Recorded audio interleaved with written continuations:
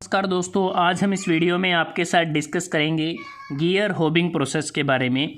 Gear होबिंग process एक gear generating process है, gear manufacturing process है और यह एक रैपिड और इकोनॉमिकल प्रोसेस है जिसमें हम इकोनॉमिकल वे में गियर टीथ को कट कर सकते हैं। अब बात करते हैं जो गियर होबिंग प्रोसेस है, इसका मेन पर्पस क्या रहता है। इस प्रोसेस को करने के लिए हमारी मेनली जो रिक्वायरमेंट होती है, एक गियर होबिंग मशीन हम यूज़ करते हैं। उस मशीन पर कटिंग टूल का इस्तेमाल किया जाता है जिसे हम होब कहते हैं। ये आपको डायग्राम में नज़र आ रहा है। और जो वर्क पीस होता है उसे हम गियर ब्लैंक कहते हैं, ये आपको नज़र आ रहा है। तो इस गियर ब्लैंक पर हमें गियर टीथ को कट करना होता है। तो जो गियर होबिंग है ये एक मल्टी पॉइंट मशीनिंग प्रोसेस है। मल्टी पॉइंट इसलिए जो कटिंग टूल हम इसमें इस्तेमाल करते हैं उस पर मल्टीपल कटिंग टीथ बने होते हैं। तो एक मल्टी पॉइंट मशीनिंग प्रोसेस है जिसमें हम गियर टीथ को प्रोग्रेसिवली जनरेट करते हैं। मतलब कि एक टीथ बनाने के बाद दूसरा, दूसरे के बाद तीसरा, तीसरे के बाद चौथा, इस प्रकार से प्रोग्रेसिवली गियर टीथ को बनाया जाता है। गियर ब्लैंक के ऊपर जो हमारा वर्क पीस होता है, किसकी मदद से? इस हेलिकल कटिंग टूल की मदद से, जिसे हम होब कहते हैं। तो यहाँ पर अगर आप इस डायग्राम को देखते हैं तो देखेंगे कि जो गियर ब्लैंक हैं, सबसे पहले ये वाला जो गियर ब्लैंक है इसे होबिंग करके स्पर गियर बनाया गया है। इस गियर ब्लैंक पर होबिंग करके वॉर्म गियर बनाया जा सकता है। इस गियर ब्लैंक पे होबिंग करके हेलिकल गियर बनाया जा सकता है। तो एक प्रकार से जो गियर होबिंग प्रोसेस है इसके द्वारा हम spur gear, helical gear, worm gear इत्यादि पर टीथ को कट कर सकते हैं। जो सॉफ्ट पे स्प्लाइंस भी बनाई जा सकती हैं, स्प्रोकेट पे टीथ भी कट किए जा सकते हैं। तो ये गियर होबिंग प्रोसेस का कार्य है। अब बात करते हैं जो इसमें हम कटिंग टूल इस्तेमाल करते हैं वो ये होब होता है। तो इस होब पर अगर देखें ये कुछ टीथ बने होते हैं, मल्टीपल टीथ होते हैं, एक डेफिनिट हेलिक्स एंगल पर होते हैं, स्क्रू थ्रेड की तरह ये होते हैं। वॉर्म शेप्ड जो कटर है उसकी तरह ये दिखता है। और इसमें अगर आप देखें बिल्कुल ये स्ट्रेट फ्लूट इसमें बने होते हैं, जो जिसे हम गैसेज या फिर ग्रूव भी बोल सकते हैं। ये बिल्कुल जो होब का जो एक्सिस होता है उसके पैरेलल होते हैं। मतलब कि स्ट्रेट फ्लूट, फिर कटिंग टीथ बने हुए हैं, फिर स्ट्रेट फ्लूट, फिर कटिंग टीथ। तो इस प्रकार से इसमें नंबर ऑफ स्ट्रेट फ्लूट बने होते हैं। उसके बाद जो होब होता है ये गियर ब्लैंक से मटेरियल को रिमूव करता है, जिससे क्या होता है कि जो टीथ है वो कट हो जाता है गियर ब्लैंक के ऊपर, और जो मटेरियल रिमूव होगा वो चिप्स की फॉर्म में वो रिमूव होता है।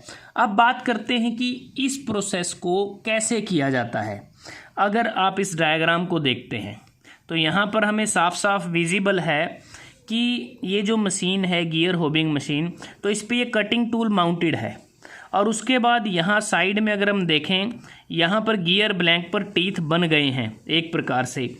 तो यहाँ इस डायग्राम से थोड़ा क्लियर होगा, जब भी इस प्रोसेस को किया जाता है जो गियर होब होता है और जो गियर ब्लैंक होता है ये दोनों रोटेट करते हैं। मतलब कि जो होब है या फिर जो गियर ब्लैंक है, अगर आप यहाँ देखें इसकी रोटेशन डायरेक्शन आपको दिखाई गई है। इस प्रकार से ये रोटेट करता है और गियर ब्लैंक है वो इस तरह से रोटेट करता है।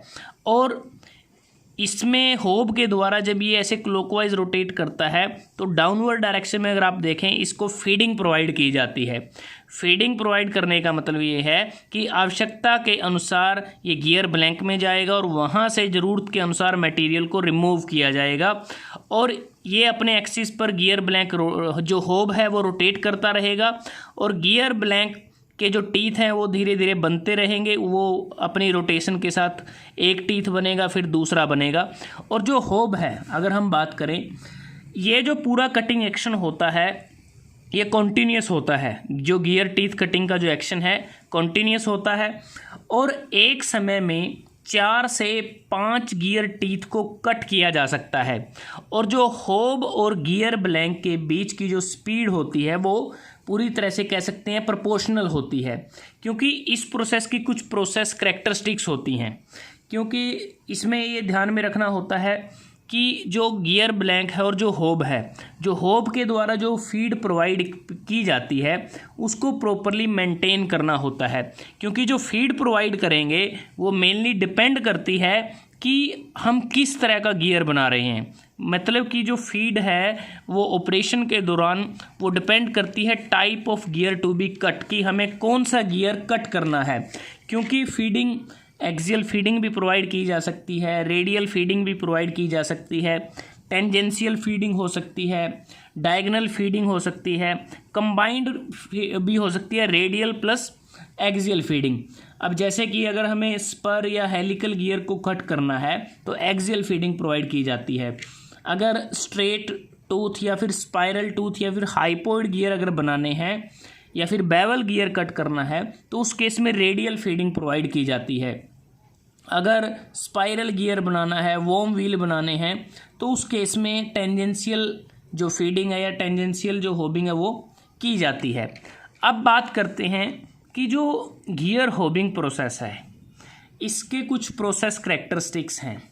एक तो ये है कि हम एक समय में नंबर ऑफ़ टीथ को कट कर सकते हैं प्रोग्रेसिवली। दूसरा, इस प्रोसेस का हम यूज़ करते हैं जब हाई प्रोडक्शन रन हो।